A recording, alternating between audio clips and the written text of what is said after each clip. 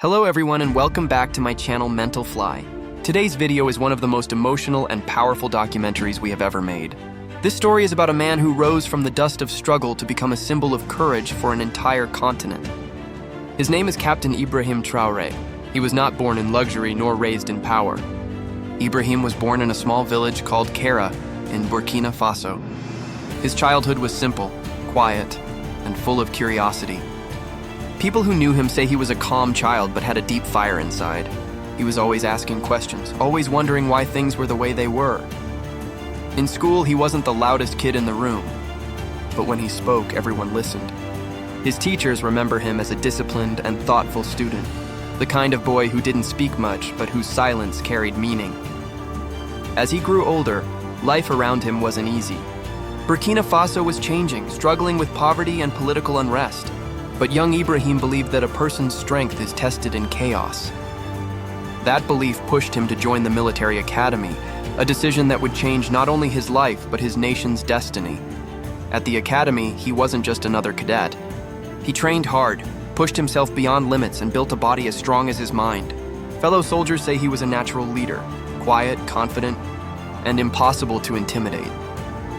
No one could imagine then that this calm soldier would one day stand before the world as one of Africa's youngest presidents. But destiny had already chosen him, and the road ahead was going to test everything he believed in. They say every great leader has a moment when life whispers something powerful to their heart. For young Ibrahim, that moment came one silent night in his village. He was sitting outside his home looking at the stars, while in the distance he could hear the faint sound of gunfire. Echoes of another attack that had left people homeless. He was just a teenager, but that night he understood something the world had not yet seen. He realized that silence could no longer save his people. The next morning, he told his mother, "One day I will wear this uniform, not for power, but for protection." His mother stayed quiet, but in her eyes there was both fear and pride. From that day, the boy who used to ask questions started searching for answers, and that was the beginning of a journey that would take him from a quiet village to the most powerful seat in Burkina Faso. But back then, all he had was a dream, and the fire to make it real. Years passed after that night. The sound of gunfire that once echoed through his village had now become the rhythm of his thoughts. Ibrahim was growing, not just in age, but in purpose. One day, during a national ceremony, a convoy of soldiers passed through his town. They walked with pride, their uniforms shining under the sun. Young Ibrahim stood at the roadside, watching them with silent admiration. That moment planted a seed in his heart, the dream of wearing that same uniform, not as a symbol of authority, but as a shield for his people. He started reading about the heroes of his land, men who fought not for fame but for freedom. One name that inspired him deeply was Thomas Sankara, the revolutionary who once dreamed of an independent Africa. Ibrahim would sit for hours under the same tree near his home, reading old stories, imagining himself leading men with courage and honesty. When he finally turned 18, he made a decision that would change everything. Against all odds, and despite his family's fears, he applied for the military academy of Burkina Faso. It wasn't easy. The entrance tests were tough, the training even tougher. But Ibrahim had something others didn't, a purpose that burned in his chest like fire. At the academy, he wasn't the loudest or the fastest, but he was the most focused. In every obstacle, he saw a lesson. In every command, he found discipline. And when others complained, he pushed harder. His instructors saw something unusual in him, a young man who trained not for rank, but for responsibility. By the time he graduated, he was no longer the quiet boy from Kera. He was a soldier, strong in body, clear in mind, and fearless in heart. He had one mission: to bring peace to his homeland, no matter the cost. It was a burning afternoon in the Sahel. The sun hit the dry ground like fire as young Ibrahim Traoré stood among dozens of soldiers, waiting for the command to move. He was barely 20, yet his eyes carried a weight far beyond his age.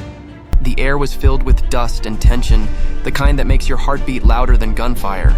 It was his first real deployment, a mission deep into rebel territory. But unlike others who carried only fear, Ibrahim carried questions. As he gripped his rifle tightly, he wasn't just preparing for battle. He was trying to understand why his homeland had become a battlefield in the first place. Who were they really fighting for? Was it freedom or someone else's agenda? That uncertainty stayed in his chest like a storm waiting to break.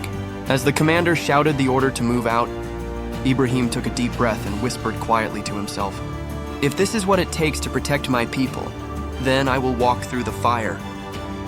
With that, he stepped forward into the chaos, unaware that this mission would change his life forever.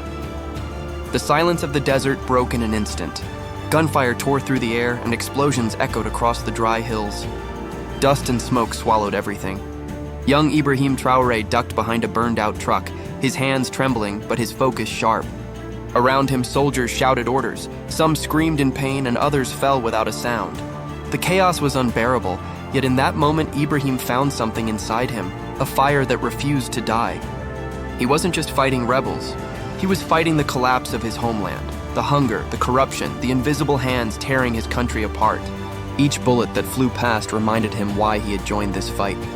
And as the battle raged, Ibrahim didn't wait for orders. When his commander was wounded, he took charge, rallying his men, guiding them through the gunfire, protecting the wounded, and pushing forward when others fell back. That day, on that dusty battlefield, a soldier was no longer just a soldier. A leader was born, and though he survived, the screams of that day never left him. They became the echo that followed him for years, the reminder that his real war was not on the battlefield, but against everything that made his people suffer. The battlefield was silent now. The smell of gunpowder still lingered in the air as the sun began to fade behind the dunes. Bodies of fallen soldiers lay across the ground. Brothers, friends, men who had dreamed of peace but died in chaos. Ibrahim Traoré sat on a rock, his rifle resting beside him, staring at the crimson horizon. His uniform was covered in dust and blood, but his eyes were filled with something new, a storm of realization. For the first time, he understood the real enemy wasn't just the rebels in front of him. It was the system that kept his people poor, divided, and dependent. It was the silence of leaders who spoke of freedom but served foreign masters.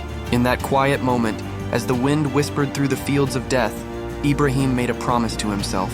He would never let his country bleed for the greed of others again. That night, under the dark African sky, a fire was born in his heart. Not the fire of war, but the fire of purpose. It was the beginning of something unstoppable. From that day forward, Ibrahim Traoré was no longer just a soldier. He became a man with a mission, to awaken his nation, to stand for his people, and to rewrite the destiny of Burkina Faso.